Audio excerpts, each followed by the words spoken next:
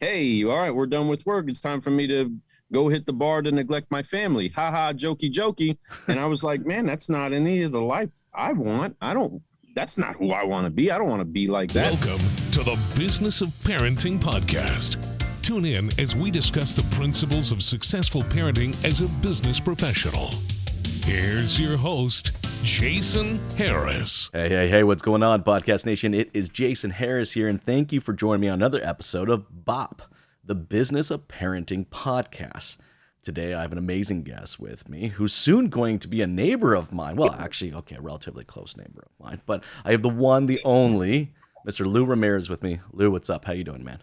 What's going on, Jason? Excited to be here. Excited to be on your show again. I love getting interviewed with you. You always do it in a cool way, cool subject. Because we have and fun. I'm just excited. We have fun. Yeah. We're passionate people, right? We just we like talking. It's not because we just like hearing the sound of our own voices. We just legitimately just like, processing things outside. Yes, we just want to process things outside of our heads. So look, this is a fun podcast. It's a relatively new series for us, right? But I'm no parenting expert. I'm just going to say that right out of the gate. I'm definitely not a parenting. If I'm an expert at anything, it's probably at just making a bunch of mistakes. But I just think it's cool to kind of have this kind of open dialogue discussion around the business that is parenting. We got a chance to talk a little bit before we started recording today, is how I kind of came to this kind of business model, because that's just kind of how my head works. And there's so many similarities between the business of parenting and the businesses we run. So I'm so excited to have you today, and I'm looking forward to really diving into some cool topics. We got some cool topics. But before we get into our topics, for everybody that's watching and listening right now, maybe don't know who you are and what you do for a living and how many kids you got, let's start with a little story that is Lou. Okay. All right. Well, I am Lou Ramirez. I go by the Car Guy, one of the hosts of the Car Guy Coffee podcast and creators of the Certified Solutionaries. That's the agency that we run. Fred Lenartz and I, the subprime hero himself.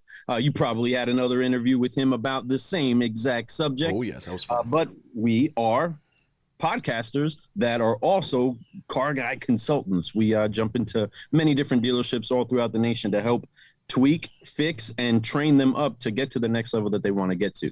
That's what I do on the professional level. But my most important job is husband. And then after that, it's daddy. And I am a dad to 4. And then I have my doodle and my grandoodle. So I'm a doodle dad. Doodle dads unite. Yes. Excited to be in this next phase of life. But I've raised 4 incredible kids. Well, I should say my wife really raised us all. Yeah. But I have a 26-year-old who's serving in the Air Force. I have a 23-year-old who's going to school in Bowling Green. I have a 20-year-old who's about to be 21, who's about to have a baby. Wow. Actually, she's going to have a baby in December. That's exciting. I have a son going to college as a running back at Dordt University in Iowa, and he's 19 years old. But yes, I am a proud papa, and the most important thing that I do is make sure that they have what they need to just carry out this legacy. Man, I mean, you have a small platoon of kids, and wow, I mean, they're just at that age. It's so funny, because I've had a chance to do many of these podcasts now, and it's fun to talk to parents in where their kids are in different life stages, and it's like, well, it's like one's in the Air Force, another one's playing ball, another one's got a kid on the way. Like, it just, like, I can't fathom that. See, I can't process that yet, right? Mine are 7, 9, and 11, and I'm just going, wow, yeah, that's going to be interesting when those days come, right? Like, and you maybe the days I'm going through are a distant memory for you. Oh, no, because so many times when looking at them, you still think of them in that way. You still see them in that way. And then there's let me back up and say, wait a minute, you're living on the other side of the world without me. You probably know a thing or two now. You figured something out. And maybe we don't need to dad you the same way or mom you the same way. But it's very interesting getting to these different stages and learning how to dad at them. The thing that I love most is that there's the transition of we're becoming more friends. And I've always had a friendly relationship with my kids, but there's more of the time where, okay, I can say things to you now that you really get. that you really understand, because you connect at a different level, right? Yes. Like right now I'm trying to not just connect with my kids at a kid's level, but I'm also trying to just connect them at a little human level. And I'm kind of looking forward to connecting them the way that you are, because, I kind of connected to my parents in a similar way, when I was probably in my 20s and stuff like that. So, hey, but anyways, let's get into some of our topics, because that is actually a topic that we're going to touch a little later on. So we'll come back to it. But our first topic, and I love this topic, by the way, is not just presence. And it's so funny when you sent over these topics, I was chewing on them a little bit, right? And I'm like, this one tastes pretty good. And I get something that kind of came to my mind when I saw this topic was I was at a restaurant the other night. I like eating out. My wife not so much, but I enjoy eating out. I like doing that, right? I do. And so we're at one of our local, favorite spots, and I'm looking around, and I noticed, like, I would say like 75% of the entire restaurant is face deep in a device like this, a phone or an iPad or something like that, right? And I was just like going, I wonder. And some people, was very impressed. They actually had like phone in one hand while eating with the other, and I was like, wow, like, I can't do that. Completely ignoring everybody at the table. Yeah, so, they're not even there. Thanks. So they're not presents, right? They're not definitely present. All right, so let's talk a little bit about that. So give me kind of your take on the difference between kind of not just a present, but presence, and what the importance is.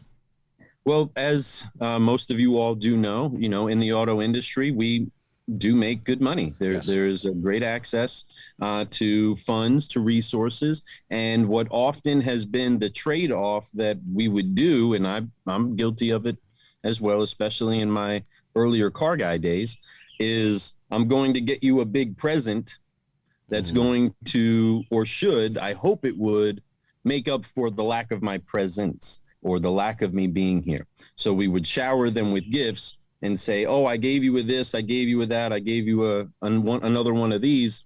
But the only thing that my kids ever wanted was me to physically be there. And when I'm there, to be there, right? Not to just be thinking of, oh, I have this other thing going on. Let me have my head inside of that. Let me be wrapped up in my phone when we didn't have such smartphones. And then when we did have smartphones, let me not be that dad sitting at the table that's more worried about what's happening at the car lot that I'm not at than what's happening at the table with the family that's most valuable to me. That's the only reason why I go to the car lot to begin with, right? And so the idea of I want to make sure that we make presence a priority over presence is important. It's the same thing inside of my faith. I would much prefer having a relationship with my God than just having his hand and all the good stuff that comes with that. And in the same regard, the same thing with my kids. I understood that giving them great things because I'm a loving father would make me feel good and make them feel great. The most important, the most valuable asset that I had for them was me physically being present instead of showering them with gifts. Well, it is something that they get a lot more lifelong value, from, right? There's a term we like using in our automotive industry, lifelong value. What is the lifetime value of what this transaction is, right? But to your point, right? I mean, like when I think about, you're right. Like presence is definitely something, trips, experiences and stuff like that. And so like there's a difference between, I was talking presents versus, I still like giving presents, but I understand that there's but it can't be in lieu of. That's what it is, right? Like you can't do one, all right, and not expect to do the other. It's like they're almost in two entirely different categories. But being present, in the moment is one thing. I find that this kind of goes into a little bit about like work-life balance, right? Because like how can we kind of manage that? And I think there's this pressure to, you're so present at your business that you also need to be equally as present, with your parenting, which then it kind of becomes like this time exchange. Well, it's like if I'm spending 40 hours over here, I better be spending 40 hours over there. But we know that's not necessarily true. There was a book I was recently listening to called Deep Work, right? And it's not a quantity as much as a quality. Yes. Right. And I just think like, but how do we kind of maintain that mindset of quality, not necessarily quantity, right? Because it's easy sometimes just to show up. You know what I mean? Like I showed up to the game. I came to the recital. I was there. Right? What? I was there. Yeah. But you missed the touchdown and you missed the goal, right? Why? Because you were trapped in your phone, right? I've been learned this a lot the hard way. Didn't have many great examples to me in life on parenting. And in the car business, I sure as heck didn't have somebody that told us, hey, make your family a priority. As a matter of fact, one of my first managers made it more of a point to highlight in jest, hey, all right, we're done with work. It's time for me to go hit the bar to neglect my family. Ha ha, jokey, jokey. And I was like, man, that's not any of the life I want. That's not who I want to be. I don't want to be like that. I don't want my family to think that. I came out of the military staying here in Kentucky because I wanted to be more present with my family. I didn't want to be shipped away where I didn't get to see them for months on end. Again or anymore. So making sure that they are a priority was always the thing to say, hey, look, no matter how much time it is that I'm away from you at work, while I'm at work, I'm only there because you are my priority. So making sure that I was getting the best work done while at work because of what I was attached to at home was important, but then also making sure that, yes, trading 40 to 40 isn't the same. 40 hours with my kids is different than 40 hours on the grind doing work, but making sure that they were a priority and that they knew that they had their individual time together, that they did have their time where we had the chance to just find out what's going on with them alone, those individual rides to school, the individual meals, the showing up at lunch for them at the school when it's time, or taking them from school to go have lunch, or being, at a certain, basketball or football game with them, making the priorities more about what I'm actually working for. Because at the end of every day, I was only working to provide a better life for my family and to try to set them up for success. So what I didn't want to do was lose the many, many, many years that I spent in the dealership, only because I didn't make them a priority when I left the store. Exactly. The good thing is that I'm crazy high energy for the most part, so I didn't sleep much anyway. You did. I was going to say, do you sleep at all? Is it just, what is that, about 37 minutes a day? Is that what it is? It's like 4 hours. 4 hours. There we go. But no, like I love the fact that you bring up, the drives to work, to school, or the drives back. Those are hacks. I think it is difficult for a lot of people with just the pressures of the world and the stresses of the world, and just it's sensory overload. Our entire social media. I mean, just think of that, right? It is just sensory overload. But I think if the goal in your business of parenting is to be present, you can hack it. Kind of like I was talking earlier about those scheduled Friday breakfasts I had with the kids. Like, it's intentionality that generates presence. I love it. Okay, let's move to this next topic because I love this. We got a good train of thought going. To dream or not to dream. Like, I love this, right? Yes. The question. Well, because look, our kids, and I'm thinking of my kids at their age, right? Like, it's so important to encourage them to dream and to dream big. But then at the same time, I must be realistic in saying, like, if that is what you want to do, this is what you're going to need to do to get there, right? So it's like it's a fine balance. You don't just want to let your kids dream. You also want to let them know what it takes to fulfill that dream. And you've got a perfect example of this. Oh my goodness, there's so much in the different layers from my oldest son to my youngest son. One thing that was broken off of me very easily was the whole adopting that the education system is the best way for us to find our way in life. I gotta say that as a young man, I was way more of a dreamer than a person that was, knowing, locked in step which way I wanted to go and do things in life. I wanted to be an artist, more of a musician or of a producer in that realm. And then kids showed up, and then it's get a job and something that your children can be proud of you of. But when starting to release them into the things that they want to dream about, it's, hey, what do you really truly have a heart that's that you're bent towards in your heart? what do we got to do to get you to do that? Does it mean you need to go to school? Does that mean you need to join the military? Does that mean you need to, go become a nurse? My one of my daughters is a CNA right now, still working on a degree to become a nurse, as a NICU nurse. That's a passion of her heart. She's cool. the mother hen of the bunch. My other daughter wants to be a social worker. We do a lot of help inside of the foster community locally and across the area. And that's built up a lean in her heart to say, hey, I want to jump in with these kids because they need to know what being loved is like. They need to see what good family life is like. And there need to be good social workers out there. And I'm passionate about that. That's a rigorous training and schooling that it takes to jump into that field, and her heart's bent towards it. Not saying that she's the greatest of students. That's not her strong suit. She probably got that from her daddy on the colleging side of it. But she understands this is a gateway she's got to get to a dream that she has to take care of these young people. And then I have my youngest son who is going to college right now in an area where even this dad said, you may want to rethink that a little bit. He said that he wanted to be a football player. And, I'm 5 foot, almost 7.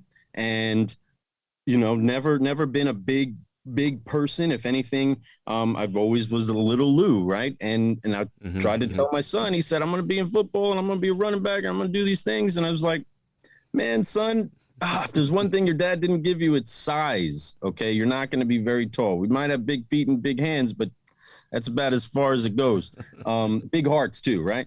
Yes. But he then said, okay, well, what do I have to do to get this to become real? And I said, I mean, you would really have to pack on mass. You would have to pack on muscle, strength. You would have to increase your speed. So we took him to the right trainer, who then was a CrossFit trainer, also owns a couple gyms, great friends of ours. That completely changed his world. He learned how to eat the right stuff and a lot of it, and disciplined himself into it until eventually he built himself up to becoming a scholarship athlete for a college. But that's also in conjunction with what he wants to do as a career. He wants to be an actual builder. So he's going to school for engineering, and he's a running back that I almost got in his way until saying, hey, let me stop saying what it is that limits me. You're completely different. If you really want to do it, go ahead and put the work behind it, and let's see what happens as you start pushing forward. And my goodness, the kid did it. My oldest son wanted to see the world. He wanted to see the whole world. And he figured out how to do that, didn't he? Yeah, he's on Okinawa Island right now. He's in Kadena, Japan, serving in the Air Force. It's amazing. Right? And so in that, he's gotten to see so much of the world that I have yet to see. I want to go see, but he's getting the chance to do that. But he loves working on aircrafts. For any of your kids to be able to achieve those is something I call dream mapping. All right. I think for us as parents, it is, we don't do it intentionally. We don't. But we're also byproducts of our parenting that we received, and I'm not going to say that, it could be a generational thing. All right. Dreaming big definitely, was probably not a part of certain generations. So I think it kind of just depends on how your parents were parented and how your parents' parents were parented. That is just like, you never dreamed big, and I do find like we're getting into this generation now where they do dream big. They all dream big. And they're kind of encouraged. They're in an environment where, they can access the entire world. All right. So they're dreaming big. But what I find is that we allow that, and which is great. It's amazing stuff. But I think as parents and the business of parenting, this is me kind of putting my, my manager hat on, it's like, okay, let's map that out. Right. Let's map that dream out. And that's what you did. Your youngest wanted to go play football. It's like, okay, here's what that's going to look like. We'll invest in it. It's amazing what happens with them when you make the investment in them, saying, listen, I'm going to pay for this because I believe in you. Now it's up to you to honor it, because, and I didn't want to get stuck in the trap of my kids going to school. I'm paying for it. they don't really even want to do this. They're just making me happy. Well, that's a waste of my money too. I don't want that. I want them to do what it is that's fulfilling them. Otherwise, they're not fulfilled as people. And ultimately, we got to a spot in life where, yes, we've had great working history behind us. And you can tell everybody right now, can say, well, look at this generation. They don't know what working looks like. And I'm sure every generation before us said the same thing. 100%. Right? But the thing is that they are at a spot where the opportunity is even more limitless than it's ever been before. And if our true goal was to set our kids up for better lives than what we've had, then we have to make sure that we at least sowed into them the belief that they got to open up that envelope. They got to stretch the dream a little bit. They got to reach further than what they see. Because if anybody's going to do it, it's not going to be the generation behind them. They're going to have to pave the way. And understanding that, breaking that model of you have to go to college just to check the block. I wanted to break that from them because it didn't work for me. No. It didn't work for many people I know, especially in the auto industry. No, and look, that actually is a perfect segue kind of into our next topic around failing forward, right? It's one thing to map out that dream and understand that, this is what it's going to take, but it's another thing to, understand that the dream, you're not going to execute that map 100%. Right. It's like just because you mapped it out doesn't necessarily generate success. And we're going to fail, all right? There's going to be many, many times that we're going to fail, but we have to fail forward, all right? But I'd love to kind of get your thoughts on how we, kind of develop that mindset about failing forward with our children.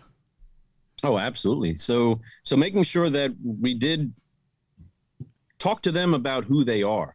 It's one thing for a young person, your child, anybody, to fear failing.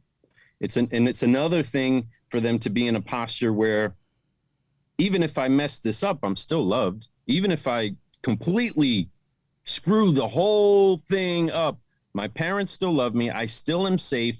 I'm still going to get the chance to figure out what I want to do with life. So I am loved whether I succeed massively or I fail beautifully. Right? Whatever the case is, we wanted to make sure that we grounded our kids in understanding that we love you no matter what, which of course most of us parents do, but you can't screw this up. My expectation for you is that you find what fulfills you, not what fulfills me and my plan for you. And inside of that, we let them know you can't screw it up because your value to us doesn't change based off of what you do and what you become to society. Mm-hmm. You are already grafted inside of the family and locked in forever. So no matter what you become to the work world, you're always son, you're always daughter, you are always beloved. And that fundamentally is your identity, not the thing that you do. And that releases them to, I can mess up. Well, it creates a safe place. It creates a safe place, right? And you know what? In business, all right, when we are leaders within business, this is also an important thing that we need to do in there as well. I mean, I think I have one of the best teams, right now because they feel safe to make mistakes. That's all right. There's not this sense of like, all right, if I make a mistake, I'm going to get fired today. It's it's like, no, we're gonna make a mistake and then we're gonna learn from it. I remember I had a sales manager one time. He was on an online auction, right, buying stuff, and supposedly he bid incorrectly on the wrong vehicle, and he bought this Acura TL, and it was like I think it had it was a crash. It was a unit, so the whole front of the car was missing, right? But he bid on this car. He bid on this car like there was no accident. So he paid probably. Did he have pictures of it? Did he even see it? Right. Probably going through this pretty quick, right? Probably going through this pretty quick. Well, the first picture on the screen was a picture from the side. You really can't see that. I'm like, so is what it is. The auction house calls me, and I'm just like, look, my man in the auction says, we don't care. All right. He bid $32,000. I'm like, this car is not even worth $17,000. Like, it's not even close, right? Like, and it's just not even close, right? It goes, what's yours now? And like, and it's funny, like, without me even saying something, I couldn't believe this guy did this. Without me even saying something, he went to his bank, got a draft, brought it back, and with a letter of resignation, paid for the car, and resigned. And I was like, I'm not accepting either one of these. All right, like, we're gonna throw this away, because I took that more like, I'm like, okay, I got to take ownership of that, because, yes, that's a big mistake, and we're gonna talk about it. Don't get me wrong, like, but I didn't at that point in time understand the importance of generating a safe place. Later on, when I did, boy, did I see an entirely different way of running a business, and it's the same with kids, man. Exact same way with kids. They can't be identified.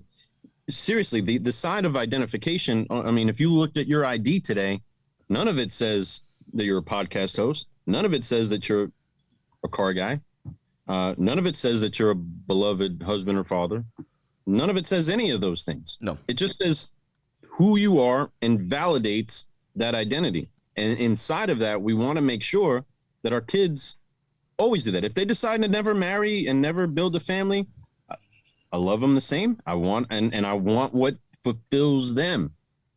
Of course, we, going into the stages that we're in now, we want to see, grandkids, we want to see these things come, but we want to see them fully fulfilled as people. And inside of that, if they don't have the freedom to fail, then they're always trying to perform to get the validation. And if you have to perform to get the validation, well, then your validation is revoked the moment you slip up and you fail. And that's not 100%. What we want. I want my kids to be loved no matter what. And I don't want them to ever point to the other one to say, hey, I did more things, I have to be more loved than you.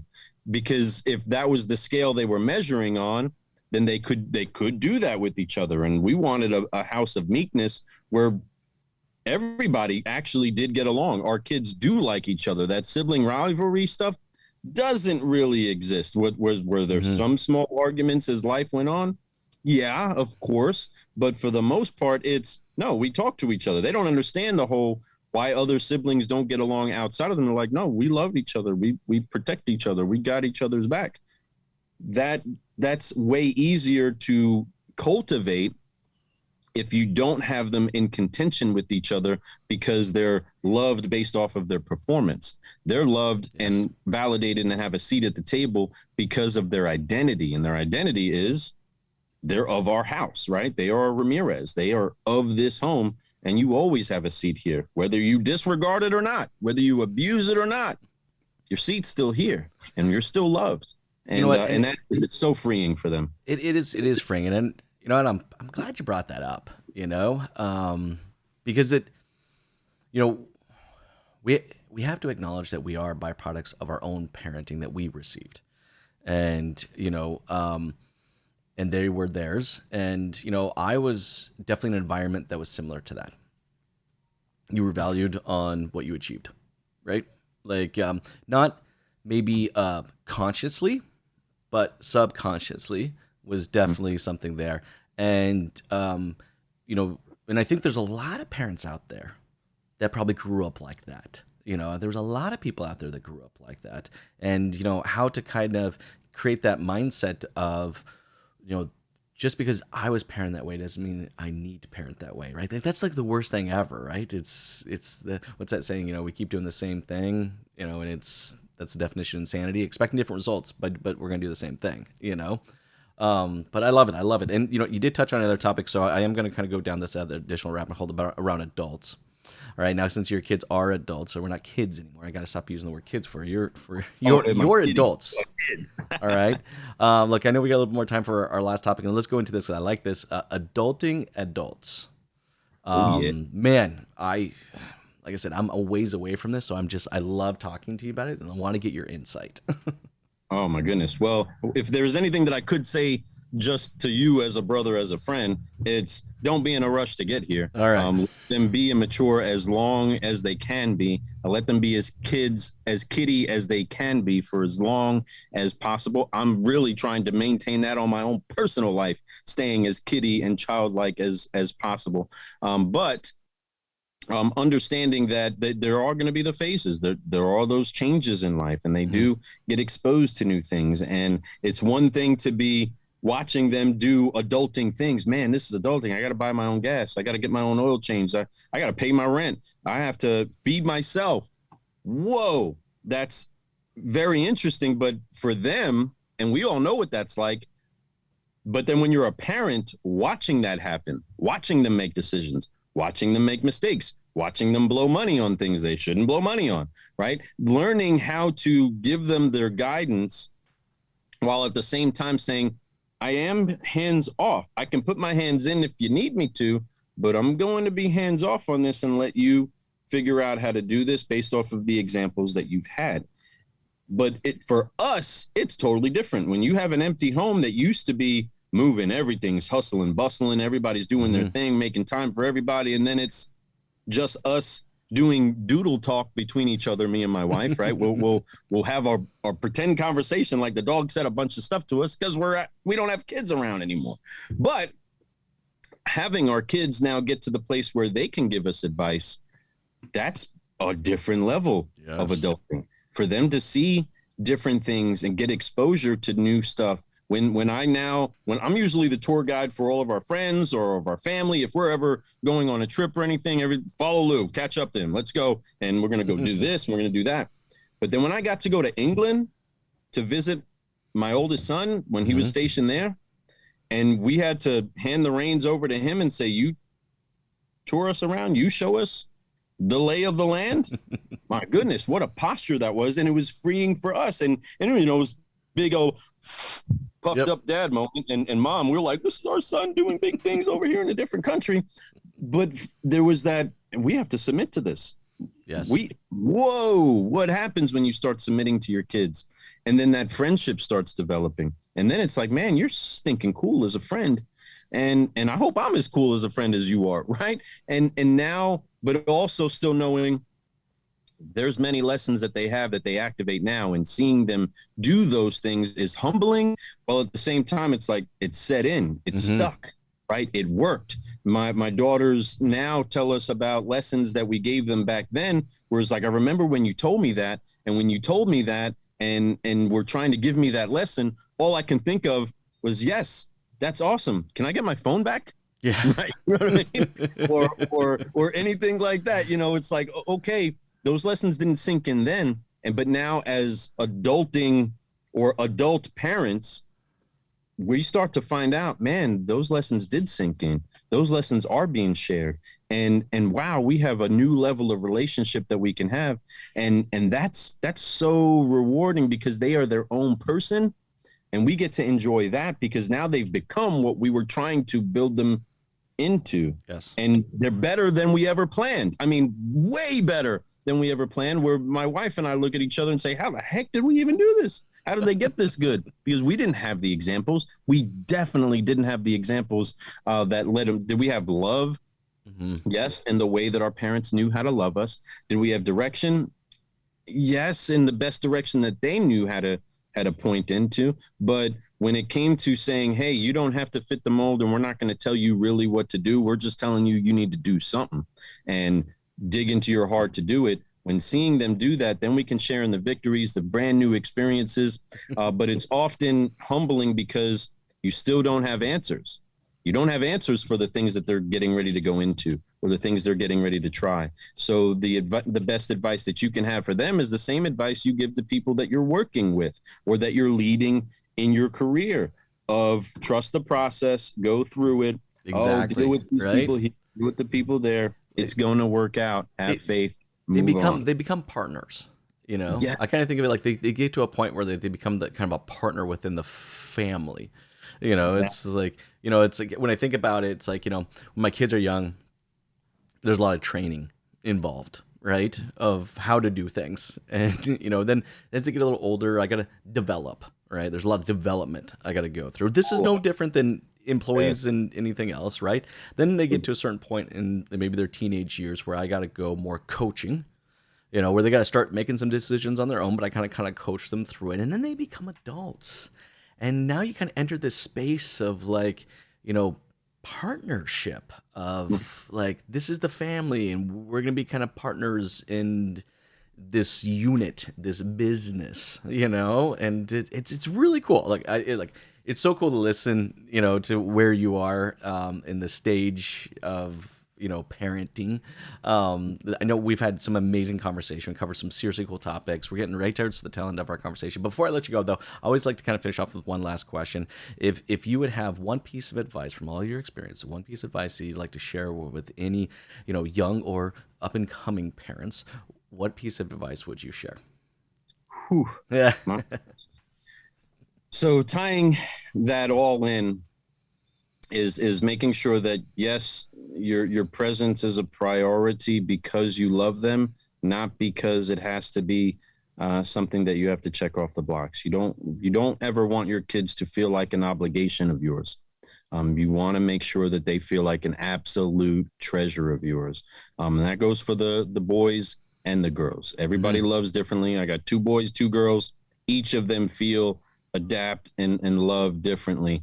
But inside of that, letting them know that they are fully loved, no matter if they succeed or not, is the best thing to not just tell them, not just say to them. It has to be something that is exuded and celebrated no matter what. And I'm not talking participation award type celebration. I'm talking, hey, you're great, just like Kobe Bryant, right? I believe that Kobe had a moment with his father where he didn't score any points inside of a particular game. And his father came to him in a key moment and said, it doesn't matter if you score 100 or you score 0. I love you the same. And that true understanding inside of their heart has them operate differently with a different sense of confidence. And it also lets you off the hook of trying to measure how it is that you provide your celebration to them. You're celebrated always, no matter what, because you're here. And having that value to them, again, is going to unlock them to be able to thrive forward and not fear ever losing their safe place. So again, I would just encourage you, make sure that your kids know how dearly loved they are by you, and not because of what they do, but because of who they are to you. That's huge, man. That's huge. Hey, Lou, thank you so much, man, for just being open and vulnerable, and just, this has been a really, really amazing conversation. I can't tell you how much I appreciate your time, man. I appreciate you so much. You're so awesome. I love this subject, business of parenting. It's the most important business that we can be in, because ultimately it's transgenerational. I love 100%. it. I love it. 100%. Thanks, Lou. Have yourself an amazing day. J2, take it easy, everybody. Forgive, focus, fly. Keep growing. Thanks for tuning in to the Business of Parenting podcast with your host, Jason Harris. Don't want to miss new content? Be sure to check out the full podcast library at strategywithjason.com to stay in the know. Remember to like, comment, and subscribe. Happy podcasting.